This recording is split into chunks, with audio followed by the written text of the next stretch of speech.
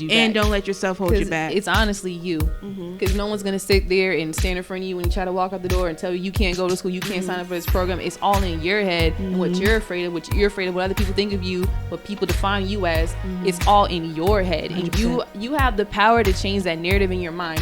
When you decide you want to become something and then you have all those thoughts that come up, all the doubts, the insecurities, you literally have to tell yourself stop. Literally. Whether it's out loud or in your head, tell yourself stop.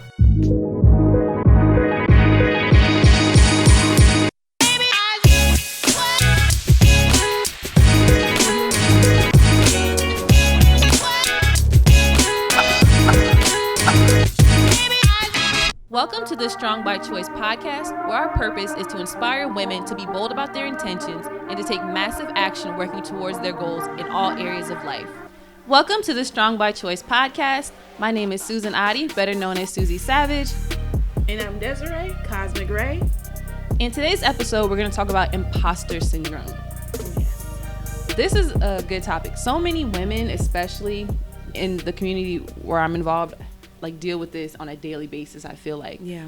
And the actual definition of imposter syndrome is it's a psychological pattern in which an individual doubts their accomplishments and has a persistent internalized fear of being exposed as a fraud. Exposed. And I feel like a lot of this, it goes back to people's background, their upbringing. You know, they started off, I'm going to say small beginnings. Yeah. And as they're trying to climb and get to these different places, they feel like they don't deserve something or they don't belong here. And so as they're trying to progress in life, they have these fears of, one, admitting who they really are, who they've become. Oh, you're talking to me today. I really am talking to you. Ooh. I'll be calling her out. But these feelings hold us back in so many ways, and they prevent us from really accomplishing the things that we want. So I feel like a basic example would be like a trainer. So they have these stereotypes of like what a trainer should look like, right? Yeah. So anyone who doesn't fit that stereotypical 0% body fat, has abs, they feel like they're not good enough. So instead of, saying like, I want to be a trainer, they beat around the bush, they do other things. They might want to call themselves whatever, I like fitness, but they're afraid to actually train other people because they think no one will pay them because they don't look like whatever the stereotype, the ideal is. And the problem with that is that there's so many people who aren't that ideal, who already aren't there, but they see you as that next step. They see you like you could be their ideal, but you're so busy beating yourself up, thinking about all the flaws that you have, that you can't help them because you can't help yourself. Yeah, and I can definitely attest to that. Like starting this fitness journey here at Better Body 757, 85 Lincoln Street, Hampton, Virginia. Hey. Starting this fitness journey, I definitely didn't think I was ideal. Like I didn't think I can't train anybody based on how I look. Even though I knew all the moves, I knew how to be strong, I knew I can get everyone to have a good workout, but I doubted myself so much. Like I was comfortable like training anybody who was like around my size or someone that I felt like I was at the same level, but it was someone else. I remember this one girl in particular, I think she was a dancer. It was the first time, Precious. Oh. Yeah. She was the first time I had trained her, and I was doing it by myself, and I was just thinking in my mind, there's no way she's going to take me serious. Like, I can't complete all the moves the way that I needed to do. And I just had to have a realization, like, you know what you're doing, and no matter what, she is going to get a good workout. So as long as you put your all into it, you're confident behind it, and you know exactly what you're doing, it doesn't really matter what you look like. Because at the end of the day, I bet you she's going to be sweating out of breath and getting the results that she wants. And that's what everyone truly is looking for. When they come to certain people, they're not always looking for you to be like in this picture perfect, this frame. As long as you're able to actually give them what they're asking for and are providing them with some kind of quality work, you have to let that doubt and that resistance go. I know I've definitely been in a lot of resistance lately, like a lot. I'm trying to get over it, but I mean, it is what it is. But I definitely, I get it with the imposter syndrome. I try not to let it get me down so much. Yeah, and again, I think a lot of our backgrounds prevent us from taking those next steps. And so one thing I wish every person would do is realize that, like, you are not your circumstances. You are not your experiences. Just because you've been through something or just because you were somewhere, it doesn't limit where you are able to go now. Yeah. And sometimes it takes changing your circle. Mm-hmm. You know, our family and our friends who we grew up with, it's hard for them to see us in a different light if they are a person, I'll say a stagnant person, who is okay with where they are and isn't really looking to go up. Mm-hmm. So when they see you trying to do something, you may hear things like, oh, you bougie, or you've changed. I sure am. Like, oh, you forgot where you came from. I sure did. And those kind of things, like, they hurt, especially if you're a person, you know, you're a family-oriented person. You care about what your parents say. You care about what your family and friends say. So when you hear those things, you feel like, oh, like, am I doing too much? Mm-hmm. You know, do I deserve this? Yeah. And then you hold yourself back because you have all those feelings. Well, I can't leave the family behind. I can't leave these people behind. And it's not up to you to bring them with you. Yes. It's up to you to show them the way. And I'm so happy that you tapped on that. I had, I think it was Friday night. It was Friday night. I was driving home and my mom had listened to our first podcast. And I was like, oh no, I couldn't remember if I said anything about my family or my mom in there. But so we got on the phone and she was talking to me and she really gave me like a critique. Like, I think her main thing, she wanted me to tap into more like how I was able to like overcome my dad's grief and like the different things that I did. I think that was like her main thing, is like how I was able to like pull myself out, because she said she knows there's a lot of people who are going through such situations who have been hurt or has some kind of grief, and in different ways they were able to cope with it. But so she was talking to me and she said, you know, I'm so proud of you, and you know, you're going to do powerful things with the combination that you two have, what you bring to the podcast and what I bring to the podcast. And I needed to hear that, because for a long time, after my background story, after my dad passed away, he passed away in Indiana. That's where they were living. And my husband got stationed back in Virginia. So I came back to Virginia, and after my dad passed away, I stayed with my mom for like a month, but then I just stayed here and I started to do work on my own thing. And that guilt kind of held me for a long time when it came to my mom, as far as like, oh, maybe I should have went back there to stay with her. But she said, you know, it's okay, Ray. Like, I understand why you did it. It was like, you know, at first I was mad at you, but I can't hold you against that, because if you ask me right now to come home with you, I'm like, girl, hell no. So, so I really need that. Like, I notice about myself, my strength, my confidence, my will to do and get up and do more is if I know I have a solid foundation with the people I care about. Like, if I feel like everything is working good with them, it gives me what I need to say, all right, here we go. And when she told me that, it was like, it solidified everything. Like I got your shoulders. Yeah. And now so you can really try. Now you can really put yourself out there. Right. You know you have. I don't want to say her approval as if like you needed it. Yeah. But it feels good to know that she supports you. Exactly. And that you don't have to change your goals or lessen yourself because she wants the best for you. Yeah. And she even told me, she was like, over these past 2 years, you know, you have no idea how much you have. And then they also. She told me, for these past years, you have no idea how much you have helped me, not just being like, because, you know, you're my daughter and I'm your mother, but as a person. So that also solidified my abilities of being a life coach, because I've always done that. And she was like, no matter what you've been doing, even when you're not here, you always make sure you put a hand down to pull me up through it. And it really just put everything together. And so that right there is so important, because again, people, they feel like, you know, you're leaving your friends behind, you're leaving your family behind. You may hear those comments, but at the end of the day, you being the example is going to be so much better for them. It exposes them to what they can accomplish, because you came from the same place, you came from the same experiences. You making it is so much better for them, and for them to see that they can do it too, if they put in the work that you did. Right. And to me, it's about finding that balance. It's about no matter what, you have to go do what you have to do, because again, you have to be that example. You have to show them that, you know, things are dark, but there is a light at the tunnel. There is a way where you can move past this. There is a way for you to actually get the things that you said that you want in your life. But then it's also knowing when it's time to go ahead and pass on that knowledge. Being able to give it out to other people where you're not being drained by it, but you're actually uplifting those people and also uplifting yourself. And so I'm able to understand and navigate that better about how to give and how to pull back. So being able to stand your ground in your truth of who you are and who you want to be, and to be able to show it to other people is so powerful. And it's honestly what we really need in this community to keep growing and expanding. You have to acknowledge your gifts, acknowledge your talents, grow them, nurture them, and be able to realize that you don't have to be at your end goal already to start helping other people.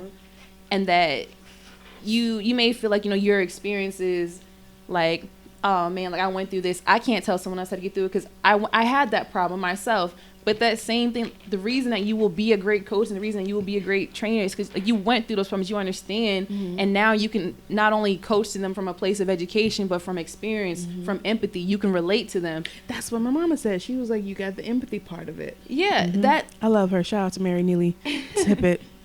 I think that's the thing that separates like a good coach from like a great coach, is being able to really to understand your client and their feelings. And because most transformations, it isn't just physical, it isn't just you accomplishing ABC. Your success isn't just linear. It takes so much dealing with your baggage, your insecurities, oh my gosh, and your own personality, all the things that you're afraid to honestly expose of yourself. You have to deal with that. I honestly think that's probably one of the hardest parts of being in business or in life in general, is having to deal with you. It's the and you think, and I always say this, I get it from Shrek, when Donkey was like, ogres have layers. There's layers and levels to this. There's mess. Levels to it. And you think you get through one level, it's like, all right, I'm good, and then another one comes and like it is even deeper. It's almost as if as you climb, like in your career and in your endeavors, it takes you digging into yourself more deeply to get to the next level. And I realized that, like, as a business owner, and we've talked about this before too, I've always been a leader, but I've been like a lead by example kind of person. But the people who I'm leading, they're not people who can look and understand. And I hate to say hold their hand, but the people, employees, contractors, people I've worked with, I've realized that the way that they think is not how I think. The way that they learn is not how I learn. So it takes me understanding me and understanding that I'm different, and the things that I've done don't always make sense to other people.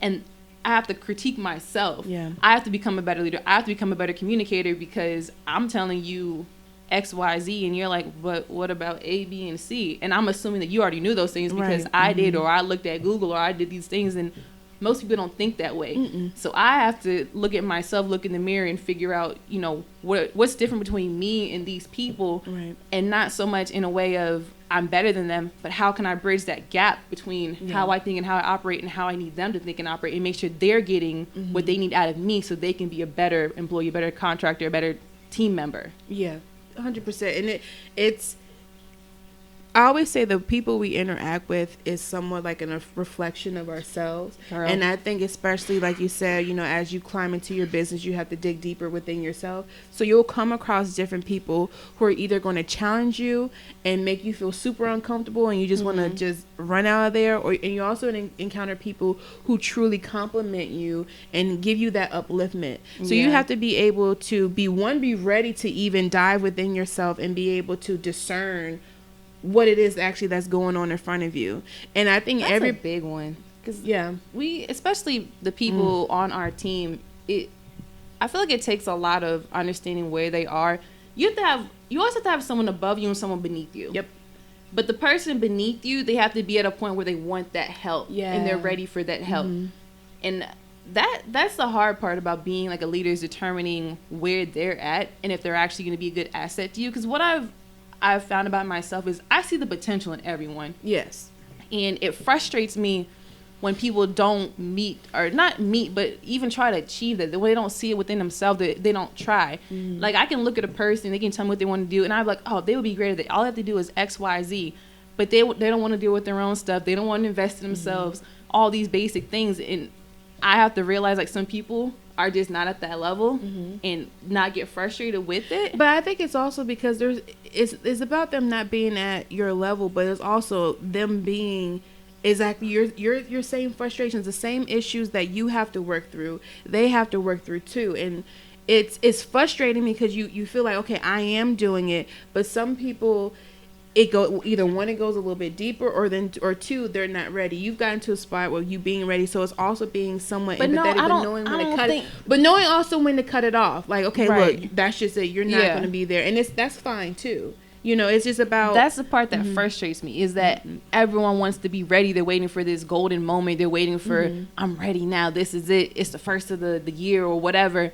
And it's never going to be like that. You're never going to feel like you're all the way ready to do something. And it frustrates me because, again, I see people's potential. I see what they can do. And there's so many resources available to people these days. And for them to just... like free resources, there's internet, there's so many ways you can figure out how to get started, how to do things. And when you just don't do anything, or when an opportunity is handed to you and you're just like, oh, I'm not ready because the stars are not aligned, man, go home. Yeah, I go back and forth with that, because it's... you can't make anybody you can't get frustrated if somebody isn't ready. I mean, I'm getting to the point now where I'm trying to just cut them up. Just cut them off. Yeah. But it's still frustrating to see, because I feel like a lot of that goes back to like imposter syndrome. You feel like you're 100%. You not being ready. Like you're procrastinating because you feel like you're not that perfect person yet. Yeah. You can't be a life coach because whatever, you and your mom don't have a good relationship, but you still been through all these experiences. You still understand how to help someone else through that. That doesn't mean you can't be a good coach for someone else because your life isn't perfect. Right. You can't wait until you're perfectly in line with all the things that you think define your perfect life before you go help somebody else. Yeah. You're going to be waiting for forever. Yeah. You're blocking your blessings. You're blocking other people's blessings. And imposter syndrome, it's so crazy. Like, it'll cause you anxiety, it'll cause you depression. You need to acknowledge where you are, what you've been through, the experience you've been through. Yes, you came from whatever small beginnings, you came from the ghetto, your family, whatever, didn't support you, but that doesn't define who you are or who you can be. But if you keep letting all those things get into your head, I can't help people, I can't do this, I can't, cut it out. And I think, like you say, you need to change that narrative. Yeah, because I think a lot of people, they're either living in the past for who they were, or they're looking too far into the future, and so wherever they are in the middle is like, okay, I'm neither that nor this. So then it causes that depression because they want to get out of that spot that they're in, but then you also just don't know how, or you feel like you don't know how, and that's just when you keep continuously saying, I don't know how, I'm not ready, then you continue to stay in the same spot, but then you're also falling into that depression and anxiety. So it's about go ahead, finish that. So it's about really being, like you said, you have to be honest with yourself, and you have to be honest with yourself even about your own BS. I think that's like the biggest thing that I feel like made a difference for me, and I still don't always take it into account for everything I've done. For whatever reason, maybe I'm still working through it, y'all. I'm gonna get it together, and when I get it together, I'm gonna let you know. But I think a lot of times when you're in that spot of trying to make a transition, I think a lot of times it just really is fear. Besides the imposter syndrome, it comes down to fear, whether it's fear of failure or fear of success, or just even the sense of change. I think that's the biggest that's the same thing, though. Like imposter, fear of failure, you don't feel like you deserve to be successful. Yeah.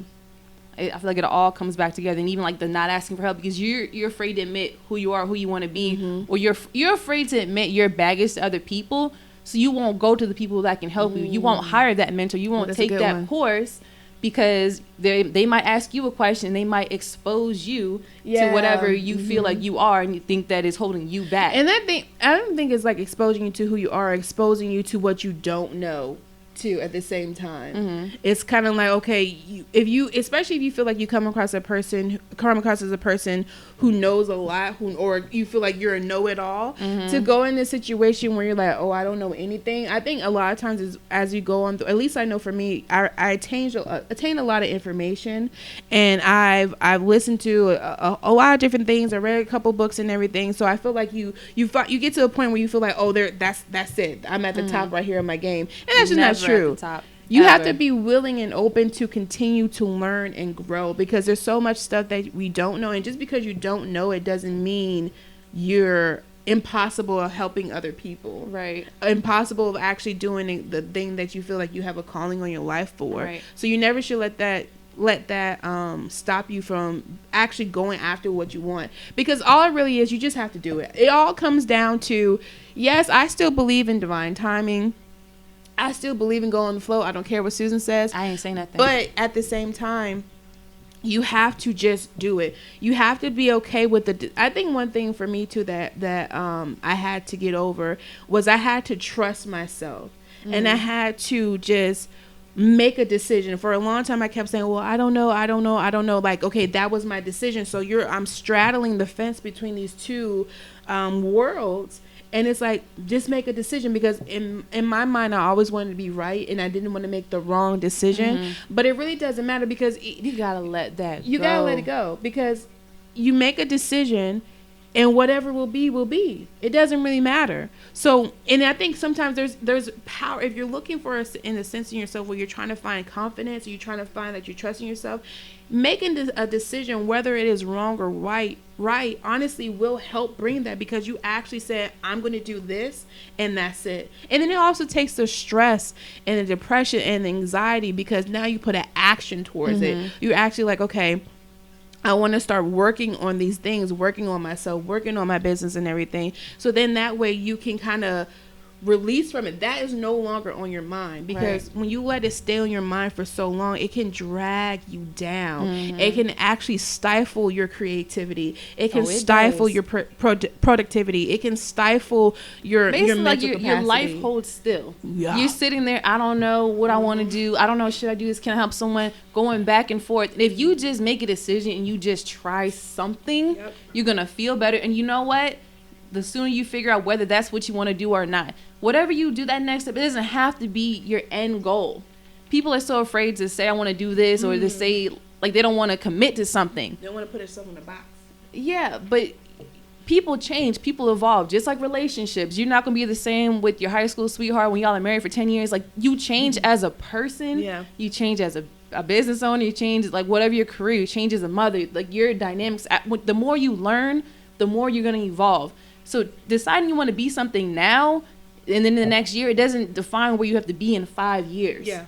Not at all. Not in any sense. So instead of saying, you know, I'm scared, I don't want to put myself in this box, well, just do it and see where it takes you. And you may discover that what you really thought you wanted as your end goal is nowhere near what you really want. And I think when we have an idea of what we want to do, we really fixate on that, like you said, you know, and you think like, okay, this is it. Right. But then it really does. And that's going to mean something else. But it really, as you go on and you decide, you take that first action step, it's wonderful how stuff starts to open up. It's certain things about yourself you never knew you were capable of doing.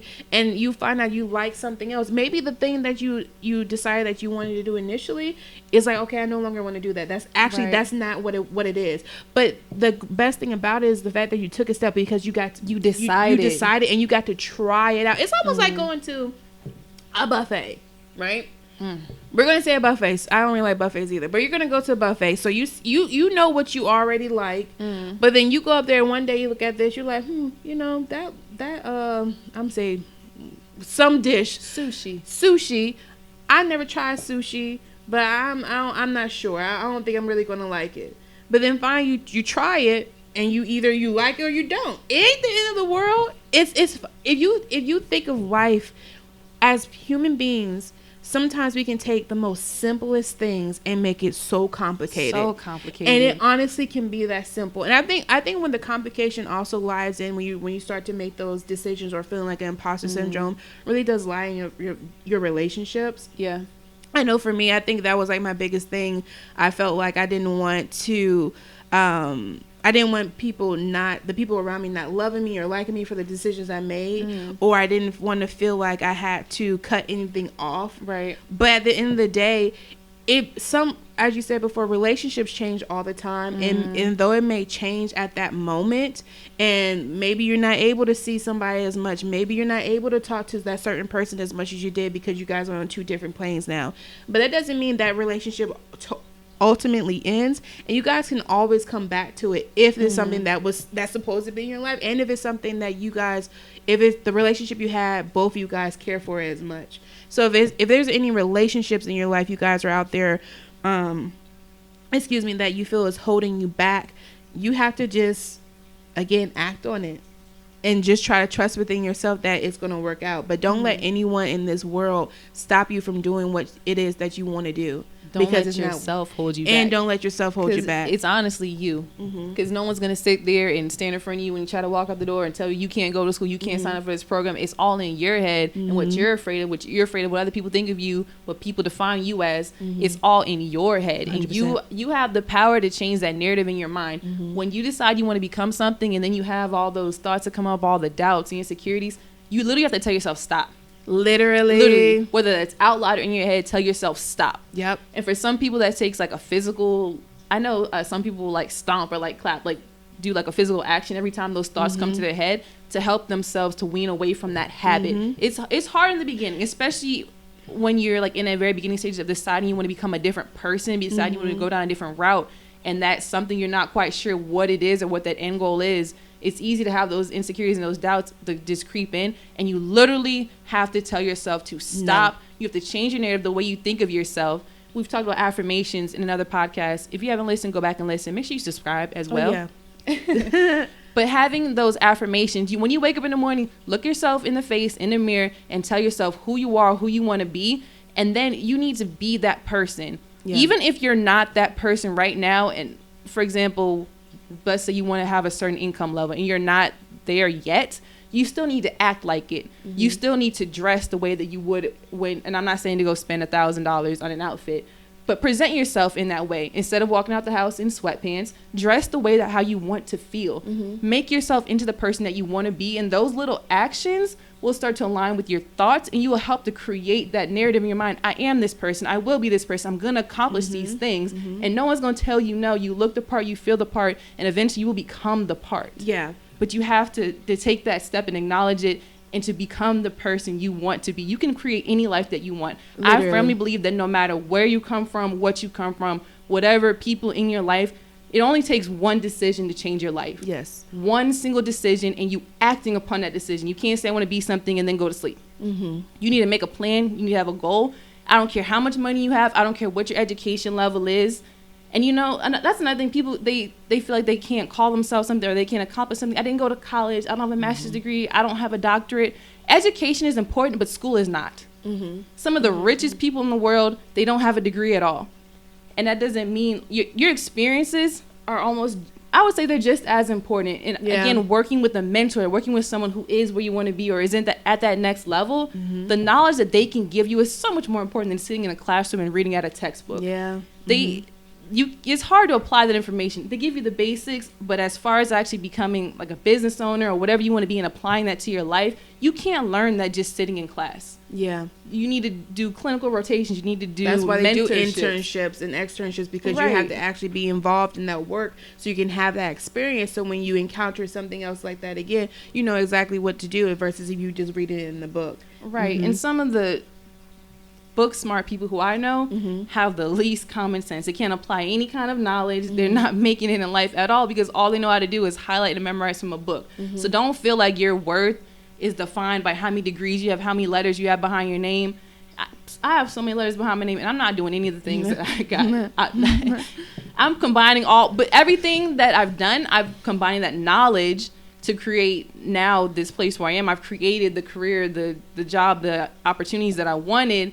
But I've learned the most from the rotations, from the people that I've worked with, from being around the people who I want to. And instead of saying, like now, as I'm pivoting in this other place in life where I'm starting to teach other women business, I don't have a business degree, but I've worked with mentors. I've gone through the process. I've done it all. And I have the knowledge to give to other women. And if I would sit there and be like, oh, well, I don't have a business degree. I'm not a business coach. How many women would be suffering now because I didn't share my knowledge?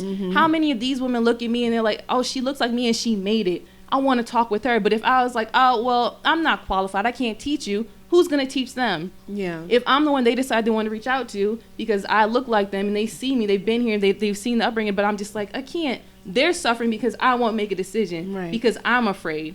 So I'm blocking their blessings over here being insecure for no freaking reason. Yeah. It really does. It really goes into about being able to be true to yourself and just push past the fear. Know that you are fully capable of doing anything you set your mind to, and going on what Susan said, like even having like your negative thoughts and people will say no, even practicing visualization sometimes is even hard. I know for a long time it was hard for me to even see like a good thing coming my way. And so I had to sit down and actually visualize the things that I wanted. I had to visualize it. I had to think, okay, how do I want to feel when this comes into my life? For me, that help it become more real, help me to be able to like, okay, now I'm gonna put on the clothes that I want to have, and I'm gonna go get those shoes I've been saying I need to get. So being able to practice that as well, and know that it is achievable, and know that you are worthy and you deserve it, is so key in also taking that step. Because a lot of people feel like, I know a lot of people feel like they're not worthy of it for whatever reason, whether it's not because your daddy wasn't there, somebody bullied you at school. You know, we carry all these past experiences with us, and it brings down the way we see and value ourselves. And you have to just know that you are it. It doesn't even matter. Like you have to start to become one with all your flaws. I have this picture. I wrote this this thing down on my refrigerator, and it says, in order to heal that stuff, you got to feel that stuff. Okay, we're trying not to be cursing up in here, okay? So, and I sat with that a lot of times. I sat with that a lot because there was a lot of issues that I also didn't want to deal with that I knew were holding me back. And for me, I had to sit with that. I had to sit with it. I had to face it. I had to say, okay, well, why do I feel this way? What happened here? How can I overcome that? Because I let a lot of stuff weigh me down. I let a lot of unnecessary emotions weigh me down. And if you're an emotional person, you just gotta let that go. You have to start to get more logical in certain things, because life isn't always so emotionally charged. God, yes. You have to just make a decision. Because if you start to wave and be in that tide, that pool of emotions, you're constantly going to be tossed in the ocean. You're constantly are never going to be able to make a decision, because you feel like, okay, I'm just going to go with the flow of things. Going with the flow of things is cool. But making that decision is so key, and you still get to be who you are. You still get to be that giving person, that person of service. I like I said, you know, I'm a life coach and everything, and I find I'm a life coach and everything. Girl, stop pretending you're an imposter. I am a life coach. Okay, say it with some bass. Put your chest out. No one's talking to you, but I am a life coach. You're talking to me. Okay, we're done talking to you. I am a life coach, and I found that at first I want to work with women who are givers, and being able to help them know that you can also give to yourself. Like, you don't always have to be someone else's hero. You don't always have to be the one who's rescuing everyone, and teaching them how to rescue themselves. But and in my journey of getting over that myself, I felt like I had to like totally cut off certain services that I was providing for everyone, for other people, or I had to feel like I had to not give to other people. But that's still a part of who I am. I love to be in service for other people. And I forgot what I did the other day, but I was doing something for somebody.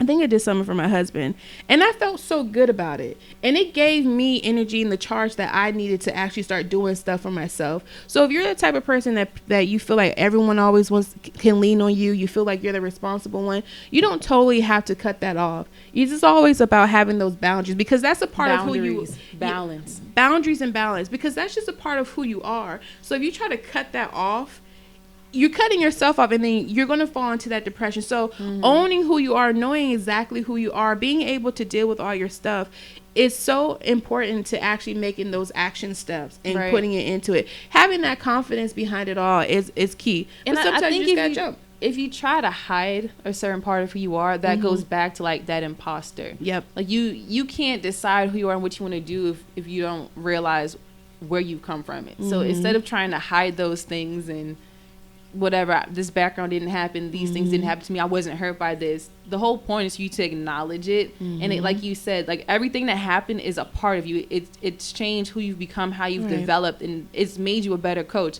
The best life coaches I know have been some crazy crap. Like the best clinicians I know, they've been hurt. The best therapists, they have gone through physical therapy. Everyone who's been through the fire, those are the ones who can feel it the best and teach it back to other people. So instead of just trying to say, you know, I'm perfect, I've always been this way. No, I'm here because I went through it, and now I want to help other people who are going through it. I'm not perfect, but I can help you get through that point where you are right now. Yeah. And that doesn't mean that, you know, I'm never going to have flaws or I'm never going to revert back to old habits, but I've developed the knowledge and the skills where I can stop myself, and I can help you do the same thing. Yep. And going back, knowing who your clientele are, so that you want to help the givers, so you're not going to help whatever other people. That's who you specialize in. So you don't have to have every other area of your life in check. No, which, I mean, you're going to work with them regardless. Yeah. But you don't have to have every single thing checked off, in line, perfect, whatever, for you to help these type of people who you've gone through that, you fixed that part of your life, and now you want to help them. That's it. So everything else, get it out your head. As soon as those other insecurities come in, you stop them. Yeah. You have. It doesn't matter. You gotta. Like Susan, you gotta block the hater inside your mind, man. That's one of the biggest haters you'll ever have is the one in your head. And that's something that that I practice on a lot, and what I'm gonna be teaching women in my different workshops is how to combat those negative thoughts. It's so we make it more complicated, but it really is easy to stop those thoughts from coming in your mind. Yeah. All right, so I think we're gonna wrap it up here. I think this got a little this got deep. I think this is going to help a lot of women, especially.